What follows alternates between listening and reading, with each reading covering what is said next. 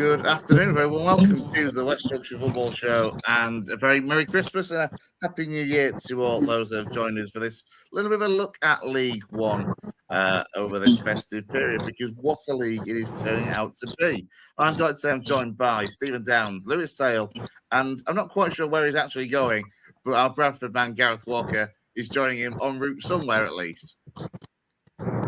Yeah, en route to Wakefield from Accrington. Oh, there we Somewhere go. on the motorway. This is inevitably a family trip in that case. But, well, look, this is dedication to get you on. Obviously, we appreciate the connection. Might not be completely stable. We'll deal with it as best we can. But anyway, thanks for joining us. First things first, do we all have a good Christmas? Yeah, great Christmas. Did you? Yeah, very good, to be fair. Let's get into it then. Let's start with you, Gaz, because I'm conscious that, again, the signal might play up a little bit. I mean, Bradford's kind of festive period, the results so far, I guess you could kind of sum up as getting the job done. Yeah, pretty much, Chris. I thought last night would be difficult, to be honest, after the 5-0 that obviously Port Vale suffered at Huddersfield. And it was a case of I didn't really know what to expect, but you could tell from sort of minute one that they'd been told to get stuck in and show a bit of fight and a bit of grit and determination, and they really did, to be honest with you, and they made it really difficult for City.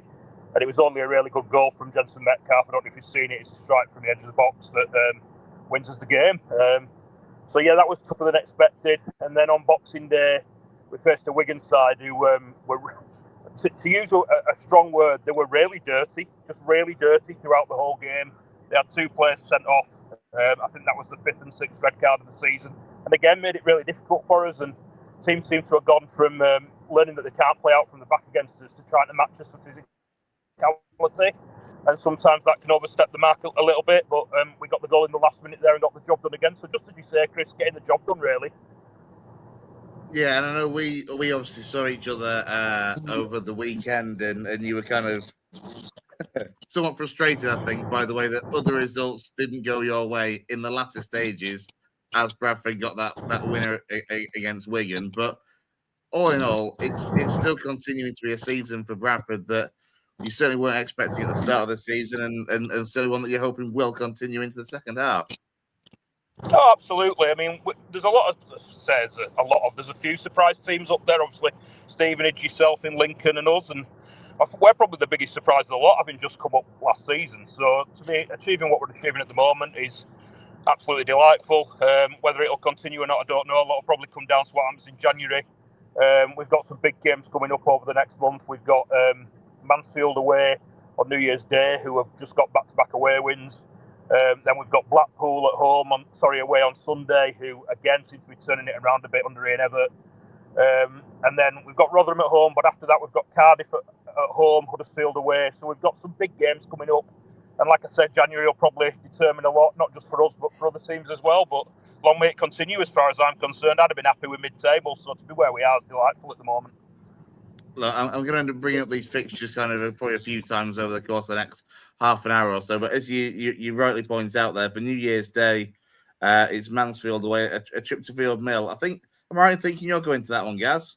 Yeah, another day on the motorway for me, mate. Seem to be on the motorway a heck of a lot at the moment. I've been busy every day over Christmas past Sunday. So yeah, I'm going. I've not been to Field Mill before. It's probably the closest ground that I've never been to. So I was looking forward to the trip because they haven't been doing that well, but they have literally just won the last 2 away games. And I think one of them, they came back from 2-0 down. So they're in a bit of form. Yeah. And it'll be interesting to see how it goes. Yeah, it was Barnsley that Mansfield were 2-0 down, and he came out to win that one 3-2. And then, as you say, a trip to the seaside as well on Sunday the 4th with Blackpool. And look, I mean, it goes to show, if I can just quickly find the right table graphic. There we go. That 5-6 weeks ago, for example, both Blackpool and Peterborough were sitting in that bottom 4. There was a reasonably, I think, like a 5 or 6 point gap between the bottom 5 and everybody else. And just look at how the table quite literally has turned, because Blackpool and Peterborough are now sitting 13th and 14th in a table that, well, look, 9th are on 29 points and 21st is on 26. It's a ridiculously tight table. now for everybody else. At one point, it was all the playoff sides and the hunting sides that were looking tough. Now it's literally like ninth down is relegation. Yeah, it's ridiculous, really, isn't it? I mean, like you said, Peterborough seem to have come to since Luke Williams took over as manager. Blackpool have turned it around a bit since Ian Evatt went in, but the gap now is between sort of the top four and then the top three. Then there's a bit of a gap, and then there's another bunch of teams. Then another gap sort of down to outside the playoffs, and then after that, everyone's really tight. I think, did you say 3 points or something between ninth and the relegation zone? It's just ridiculous, really, how it's mixing up at that level at the moment. Yeah, and Lou, I'll come to you kind of as the neutral in this one. I mean, what do you make of League One this season when you look at the table now? I think City have done well to get the points in the bag. They've been phenomenal over the calendar year. I'll go as far to say I would say that Graham Alexander's up there for me. He's one of the candidates of manager of the season throughout 2025 across all divisions. I think he's been unbelievable for what he's achieved there and what he continues to do. I think, there is a split at the moment. It is still a bit of a silly season where teams will beat each other that you probably unexpectedly see across, various midweek and weekend games. But, I think you look at that table, if you're at the beginning of the season, if you said you'd have been above Luton, you'd have expected to be in the top two, top three. So there's plenty of teams that are doing better than Luton. Obviously, knowing them changing manager actually maybe people soon. But I think, City have done really well. To be 43 points within a point of second, 4 points off top spot, they're well within that playoff hunt. And listen, it's going to be, and I don't want to sound pessimistic, but there's going to be a time when City are going to have a little bit of a dodgy spell, and it's how they deal with that. I would be surprised if City go all the way throughout the rest of the season doing what they're doing. I hope they do. It's remarkable what they've done, but at some point it is going to be a bit of a dodgy spell, and it's how they ride that out. But, they have got that cushion of points at the moment, and if teams still keep beating each other, and City have just got that little bit of extra cushion of points above other teams, then they give themselves half a decent chance to be in that shout of the playoffs. And City have got experience in the playoffs in years gone by.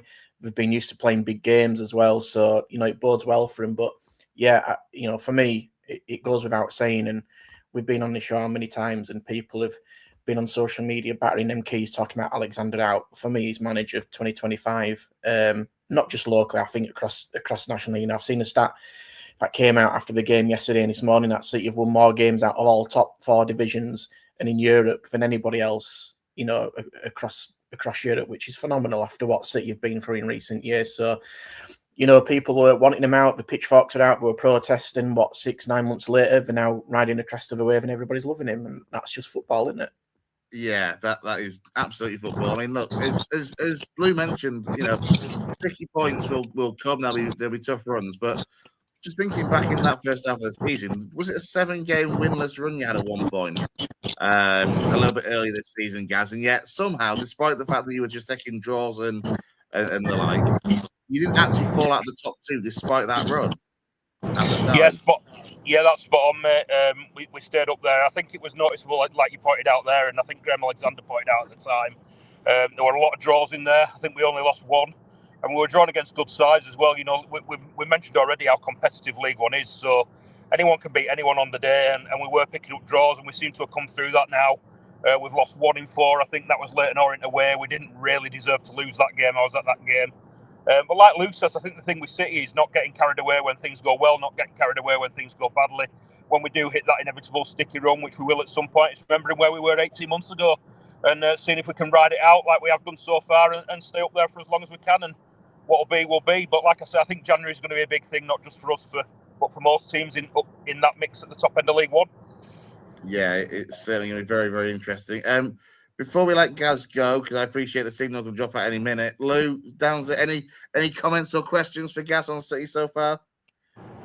No, I just think from my point of view, they've done unbelievable. I agree with Lou that he probably is the manager of the year with what he's done and how he's turned it around, and being sort of always 2 games to City fans calling him out and wanting him sacked. He's gone on an unbelievable run.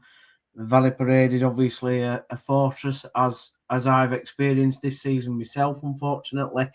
But they've just got to carry on, and like Gaz says, January changes things, doesn't it? I mean, I kind of agree with what Gaz said a couple of weeks ago. I don't know whether anybody will come in for their better players, not because they're not good enough. It's just because City have got them tied down to good deals, and that means that sort of the power is with them rather than the players, really. And the players won't want to leave with how they're playing at the moment and the way that the fans are with them. So they've just got to keep it up. Obviously, Michael is trying to catch them after our sticky start, let's say. But it's gonna be an interesting next month, and just well played to Alexander and the City team and the City fans as well for recognising that they have been on a good run and to get behind the team, because the power of any fan base behind your team can make a real difference. And that it's been an incredible first half to the season. Yeah, one from me, guys, if it's all right, is obviously January's coming up. What does Alexander do? Does he strengthen with one or two players to keep it the same? Obviously, there's question marks whether Andy could maybe see out the rest of his season with all his recent injury and the couple of problems you've had at left back. How do you see that going? There was talk last night after the game, Lou. Alexander basically mentioned 3 loans that we've got lined up to come in. One will be in the first week, 2 later in the window.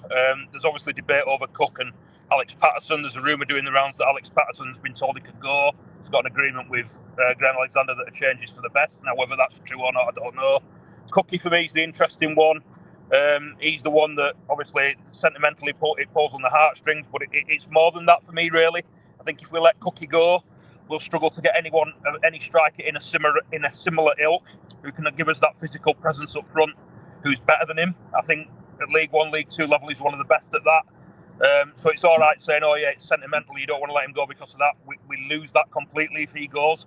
I don't see it's going to be a big ask to get anyone better than him. You're going to have to spend some money to get anyone better than him.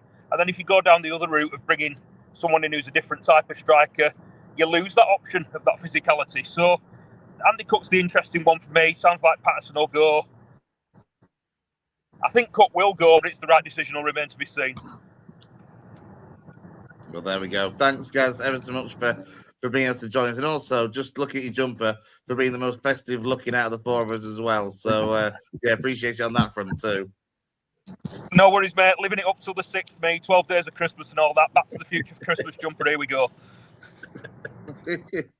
Enjoy the family trip to Wakefield, mate, and we'll speak to you soon. Take care, boys. See you later. Cheers, guys. There we go. That's dedication. It's on the way over to a family get together in Wakey. He still finds the way of joining us whilst he's on the move. And to be fair, I'm surprised actually the signal held that really, really well overall there. I mean, yeah, look, we'll just kind of round up Bradford. It has been a remarkable first half of the season. Yeah, listen, what they've done has been remarkable.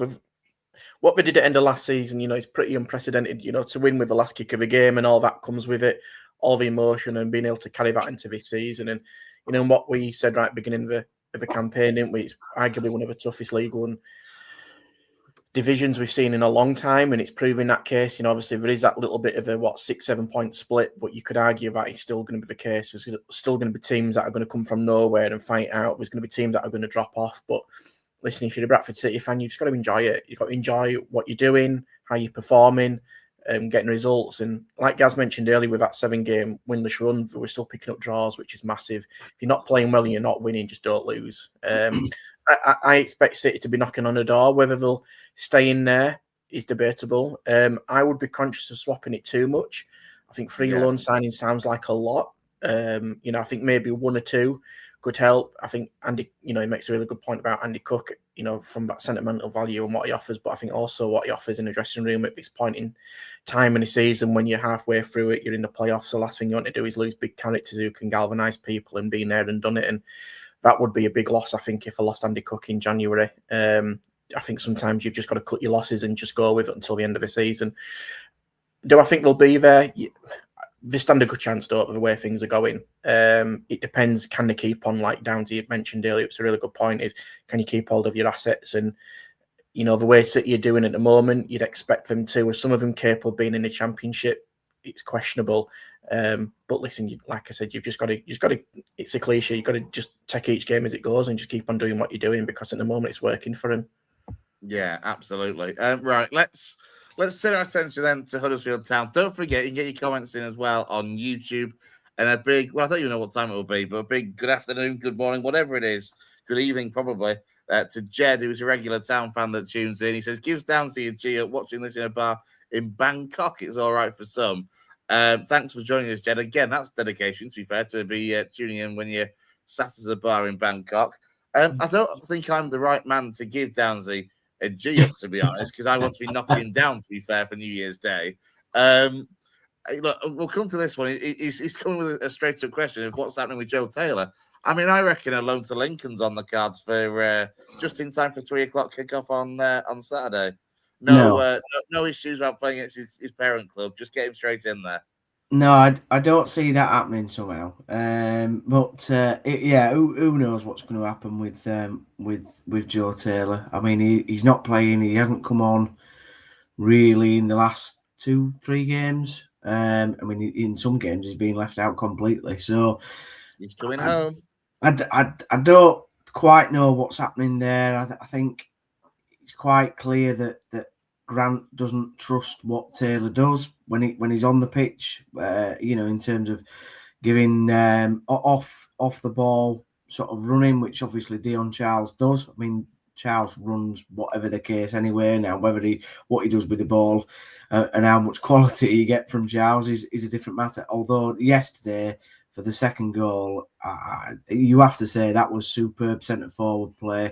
When he broke away, wasn't quite quick enough, recognised that, didn't take a shot on, and instead turned back, looked for a pass, put Bojan in, who smashed it straight at the keeper, but the keeper jumped out of the way. So, listen, the other strikers are more in form, and it'll be very interesting to see what happens with Joe Taylor. I think it'll be interesting to see what happens with a few of the Town squad, really, which I'm sure we might touch on in a minute. But yeah, it's been a positive last few weeks. Jed will know that. I know he was over for the Port Vale game. He came all the way back to Blighty, so it was.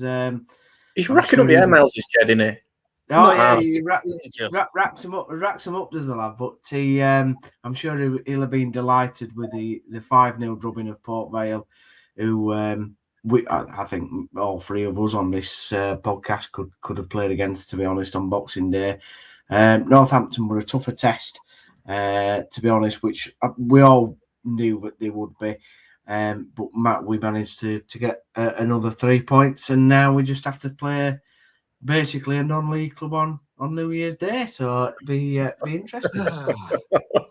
See, you could have just been nice about this and not been a knob, but there we go. He's set the tone already. I can't believe you're taking this kind of approach to a side that are. How many points clear have we? Have you? For 7. You're both being ballsy, to be fair, boys. You're both being very ballsy in the chat. So, sometimes just go under the radar is the best approach, but you two are going all out for it, which is just hilarious because somebody's going to end up with egg on the face, or it's going to be the worst 0-0 draw ever. But to me, Lou, right, even though I've been ballsy, I expect us to lose, to be honest, because Lincoln have been in such good form. They've beaten some very, very good opposition. So my ballsiness is with a hint of I expect to lose, to be honest. Chris is just all out there, just confident. Chris doesn't expect to lose to Huddersfield, to be honest. So if it means that he gets egg on his face, it'll be even more hilarious. Because also he's got a 2-hour trip back with me and my other half on New Year's Day, which I know he's delighted about. He's now bringing his other half along as protection, basically. Absolutely. That's all he's doing there. I mean, look, to be fair, I mean, we were going to come on to this. We may as well start with it now. I don't know what to expect, to be fair, out of the game on New Year's Day. I really don't. Obviously, you came to our place and won in the cup, but there was like 9 changes from either side, so you can't read too much into that. Yeah, it's. I mean, we're on a ridiculous bit of form. I didn't see us getting the Boxing Day down the bottom there away at Stockport that we did with a 92nd minute winning penalty. We then did all right last night. I watched it on telly, and we backed it up with a good win away at Barnsley.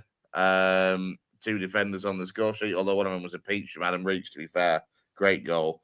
And it sets things up nicely when you do look at the table coming into the game on New Year's Day with Lincoln at home to Huddersfield, because it's both sides are in great form. And no defeat in the last 6 for Lincoln, 1 defeat in the last 6 for Town. And bear in mind though, Downsy, that after that last defeat for Town, you were very much of the Grant out, get him gone opinion. No, yeah, and that's fine. I'm happy to admit that. I think the win against Rotherham saved his bacon. I do. I think if he'd have lost that game, he'd have gone. But that was his. That was how his. Bad are Rotherham at the moment, because they were tonked, but 4-0 last night, I think, by Blackpool, and have dropped into the bottom 4. Rotherham are terrible side. I mean, they don't even play football; they just hoof it forward and up. But Sam Nomby can get on end or something. But the thing is, that we're one of the sides they've beaten this season. They did us plenty. I think 3-0 at their place. Yeah, they do come up with weird results, but it's. I think for the New Year's Day game, I think, listen, we're in good form. With top scorers now in the league, with 43 goals, I think, 42 or 43. Cardiff is a second, and they're top of the league. So we score a lot of goals. The thing that's hampered us over the season so far is conceding. We've got 2 clean sheets in his last 2, albeit against not fantastic sides. I don't expect to get a clean sheet on New Year's Day, but I'm excited for the game. I think for us, it's a chance to. We haven't beaten anybody bar Stevenage in the top 9, so it's a chance for us to show our mettle against a better opposition, and it's something that Lee Grant still needs to prove that he can beat one of the top teams in this league. And if we go and do that, I think all props to him. That will put us on to 40 points. And then we're right on the coattails of you 3 up at the top. But yeah, nobody wants to lead this division, really. I mean, Cardiff have pulled away slightly. But you look at Stockport, Bolton, Stevenage have dropped, Luton get weird results, Wickham win 4-0 and then lose 4-0. And so it's all very tight. They're all very much of a muchness. Obviously, you haven't got Barnsley in that graphic there. They're another side that, pulls out some great results, but then fall away again. So look at them now. This is the thing for Barnsley, because I remember us talking about Barnsley again, probably about 3 or 4 weeks or so ago, and they still have 3 games in hand on a lot of sides, but because of their recent results, that defeat to Mansfield, obviously being beaten by Lincoln last night, is yes, they can, close gaps and possibly call themselves to being one of those sides in and around those playoff places. But honestly, for what I saw at Barnsley last night, and when we played them at home about a month or so ago, they just don't look like a side that's capable of getting anywhere near the playoffs. No, they score goals, but they let a lot of goals in as well. Like that Mansfield game that Gaz was on about, that that they were leading 2-0 and lost 3-2. So, I mean, obviously Lou's on here. I'd like to get Lou's opinion on Town really, and how he thinks we've done sort of like this season so far, and just your opinion, Lou. To be honest, I've been quite vocal on our podcast saying that you've got to give Grant time. I know people have been up against him and doing what he's doing, but for me, I was all for giving Grant time when he was doing terribly. I was all for giving time. Gosh, you were. Yeah, gosh, you were. But no, I think when you look at it from the outside, it's hard in it when you're involved in it and you see, you are wrapped up in the emotion of it. For me, you've built pretty much a brand new squad, brand new coaching staff, all that coming in. It's a big, big seismic change. And what I will say is that doesn't happen overnight in terms of just everybody gelling together. Do I see Huddersfield where I expected to be? Yeah, I think, Downsy, that's what I said. And it wasn't being disrespectful. I just thought you've got good enough quality of play to be up there or thereabouts. But to walk this league is going to be very difficult. listen, I can't say I've seen a lot of Town performances, so it's hard for me to comment, but the ones I have seen and the extended highlight stuff on YouTube and this, that, and the other, and games I've seen on the TV, that you look all right. You look an half-decent League One side, which is kind of where I expected you to be with that transition period. I think you look at that playoffs at the moment. I mean, if it did finish like that, then 4 clubs, that's a massive playoff race. You can imagine them in the playoffs at the end of the season, City, Stockport County, Huddersfield and Bolton. That is monumental playoff. At the end of the season, is that I think you've got now. Yeah, absolutely. I think from Huddersfield perspective, you're 7 points adrift with played a game more than some of us around you. Yes, it's a game in hand, but teams are going to lose. Like I say, it's going to be a bit of a crazy period, I think, until the end of the season, especially judging by the quality in that league. I think you've done fine. I can appreciate people with the money that's been spent think you should be higher, and I can get that. But I think in the cold night of day, you've done fine to be where you are. It will be interesting to see what he does in January. What I will say is, I don't know what's going on with Joe Taylor, because I've noticed that he's not been playing either. If a manager doesn't think he's good enough to be in that squad, then the manager does not think he's good enough to be in that squad. And I think that's really good from Lee Grant to stick by his guns. And, listen, he's been slightly inexperienced. He's not been at that level, being in a hot seat with all that pressure. But if he feels like arguably what the record signing isn't good enough to be in his squad, then fair play. He's got the balls to make that call and not put him in. Now, there might be pressure from outside and fans to say this, that and the other. But at the end of the day, he's been paid to do a job. And maybe you recoup a little bit of it. You might not get everything you've got back from it, but sometimes that's football. He was a summer signing, wasn't he, Taylor? Well, he was a summer signing, wasn't he, Joe? No, it was January. It was January. Was signed him last January. His first game was against Blackpool. So that was a Duff signing? A Guff signing? Duff.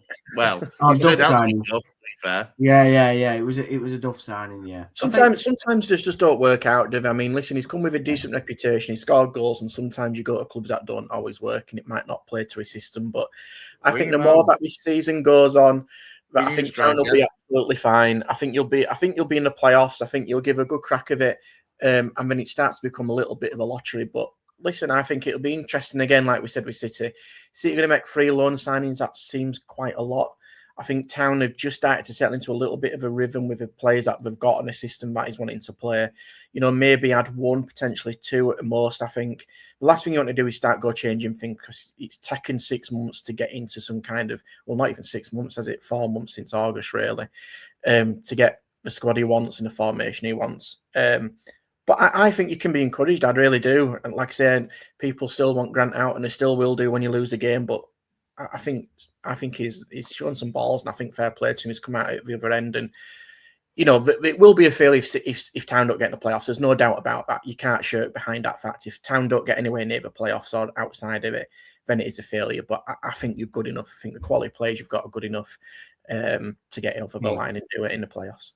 I just think from the, just touching back on Taylor, listen, I agree with you. I think it is ballsy from Grant. Through signing for $3 million. All right, he didn't sign him, but the other strikers are doing the business. Bojan's scoring. Dion Charles is still making efforts, and obviously Alfie May. You can't leave a striker as good as what Alfie May is out of any squad, really. So my thing going back to New Year's Day though is, like I say, it's all right beating Port Vale, and it's great beating Northampton. Obviously you need to win those games to create a promotion push, but you also need to win games of teams in and around you, and that's the test now. Can Grant go from beating sides that are near the bottom or mid-table or not in good form to then beating a side like Lincoln, who are in absolutely superb form, running like a steam engine, and can we go, beat them on their own turf in a proper league game, not in the Fisherman Friends Virtue Trophy? I hear you, Downsy. I completely hear you, and I'm going to not polarise opinion a little bit, because I do agree with you, but I'm also going to do it on the flip side, is this, that if you're beating teams below that at the moment, that'll get you in the playoffs. And even though psychologically it might be a bit of a tough one where you may not beating teams above, you can also go on the flip side of that and people go, well, Huddersfield have not beaten anybody, so they're not going to go up. And you've actually got the quality to beat them teams. So I get you. Sometimes you need the odd one or two around teams around you to do that. If you want, I think if you want to go up automatically, I 100% agree with you. You've got to beat the teams up in and around you. I think if you're going to be in and around the playoffs, I think you can almost get away with it in this league. I think you can beat from 10 downwards. Still be in the playoffs and be fine. I think it depends on your expectations and Town's expectations. Yeah, top two absolutely need to be beating Lincoln with all due respect on New Year's Day, and the others, your cities that are coming up and all them, you've got to do that. Playoffs, I think you can get away with it a bit. I'd take a draw on New Year's Day. Absolutely. Me and Chris sit there, 0-0, sit back in the car. That'd do for me. I think both teams. You know what? I think both teams would, Downsy, mate. I don't know about you, Chris, but I think I think both teams would. See how Chris reacts now to this. Because we're at home, I'm torn, to be fair. And because of the fact that I've seen us play the best side in the league, we were excellent against Cardiff a couple of weeks ago. We really were. So to see us be able to do that against what are, without a doubt, on paper, the best squad, the best side in the division, it's hard not to get your hopes up. I think for us, to be fair, I think for us to be in a title race that I didn't expect us to be in, I think we have to win. I think that's fair. There's the ball. There it is, Lou. There's the difference in the balls. I've just caveated that. To be in a title race that we didn't expect to be in, we have to beat Huddersfield. We have to beat Peterborough on the 4th. We have to take 6 points because you've got to be on the coattails of Cardiff because I don't see them dropping many points second half of the season. So if we're to be in a title race, then we have to get the win. It's one of those. I would take a point for the easy car journey home with this smirking git in the back. But yeah, it will be what it will be. All I'm saying is, if Lee Grant can't get the best out of Joe Taylor, Skubala had a 1-in-2 strike rate out of him, better than 1-in-2 actually, 10 in 19 games. So he could come home good, Joe Taylor, where he's loved and appreciated and played well. And to be fair, we probably will be in the market for a striker because James Collins is out for the season and Ben House is out for a couple of months, I think. So well, he's still got. The problem with Joe Taylor is his price tag, isn't it? That's the problem with Joe Taylor, that he's gone for so much money. Yeah. And that's not his fault either. That is not his fault. And whether he's worth it or not is another debate, but that's always going to be hanging around his neck at the moment, and that's going to make him difficult to shift for others. Yeah, because they're not going to loan him out either to a side that's higher in the division at the moment. And that's not his fault either, which is, it's difficult as well.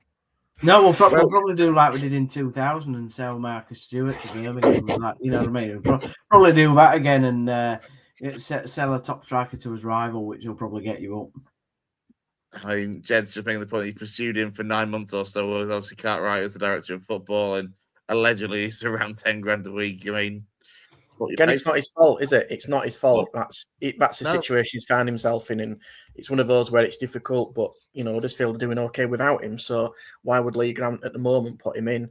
And you never know; he might stick around, and he might be the secret weapon for the last 2 or 3 months to spear a promotion. And you could see that happening. You could absolutely see that happening. He's got a point to prove to get a potential move in January or go to the Championship. Sod's Law says that because of the busyness of this fixture running, they'll throw him in on bloody New Year's Day out of the cold, and he'll do bloody wonders and come back to haunt us. But we'll certainly hope not for that. We'll wrap it up there because I know that Jay and Brownie have got a Leeds United live. They're starting literally in a couple of minutes on the channel. So for Leeds fans, you'll have to join Jay and Brownie for that one. We'll wrap up there, and before it gets too feisty before the New Year's Day journey that we're making down to Sinsel Bank for Lincoln versus Huddersfield, we will, I'm sure, be, if not doing anything whilst we're there, we'll be reporting back afterwards on the show. That is for sure. From myself, though, and from Lou and Downs, a big thank you to Gaz that joined us on the move earlier on as well. Enjoy the rest of your whatever day of the week it bloody is right now. Have a very happy New Year, and we'll see you soon here on the West Yorkshire Football Show. Take care. Up the town.